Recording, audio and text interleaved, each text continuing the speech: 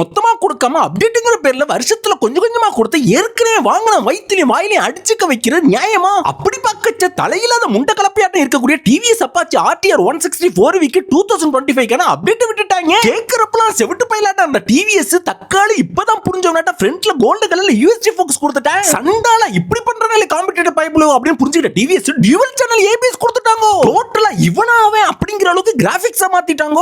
எரும மாடு கூட பார்த்தா திருச்சி ஓரளவுக்கு வீல்ல அடிச்சிருக்காங்க பாருங்க. ஒரு திக்கான ரெட் கலர் அப்பப்பா கிளட்ச் அண்ட் பிரேக் லிவர்க்கெல்லாம் 3 ஸ்டெப் அட்ஜஸ்டபிள் கொடுத்துட்டாங்க. இந்த அப்டேட்டுக்குலாம் 2000 ரூபாய் தான் எக்ஸ்ட்ரா வாங்குறாங்க. அம்புட்டு நல்லவனா நீ அப்படின்னு நினைக்கிற பட்சத்துல தான் LED ஹெட்லாம்ப் அண்ட் டைலாம்ப் கொடுக்க தெரிஞ்ச உனக்கு ஏன் இண்டிகேட்டர்ல LED கொடுக்க தெரியல? ஆஃப்டர் ஒரு மொபைல் சார்ஜிங் போட்டு கொடுத்துருக்கலாம். கன்சோல் ஃபுல்லா என்கேஜா வச்சிருக்கிறதுல ஆவரேஜ் ஃபியூல் கன்சம்ப்ஷன் காட்ராப்ல வச்சிருக்கலாம். டிஸ்டன்ஸ் டு எம்டி காட்ராப்ல வச்சிருக்கலாம். இதெல்லாம் காட்டினா நல்லது தானே. இதுல என்ன ஆக போகுது? காம்படிட்டரை கம்பேர் பண்றப்ப மினி ஜாங்கிரி ஆட்டம் கொடுத்திருக்க டிஸ்க் பிரேக்க கொஞ்சம் பெருசா ஆக்கிருக்கலாம். டயரை கொஞ்சம் வைடர் ஆக்கிருக்கலாம். ஃபுல் ஃபைபரா வரக்கூடிய குவாலிட்டியை கொஞ்சம் இன்க்ரீஸ் பண்ணிருக்கலாம். ஹசார்ட் சுவிட்ச் கொடுத்திருக்கலாம். இன்னமும் 350cc ஆட்டம் மைலேஜ் வெறும் 36 தான் தருது. இதெல்லாம் அடுத்த வருஷம் தருவாங்க போலக்கு.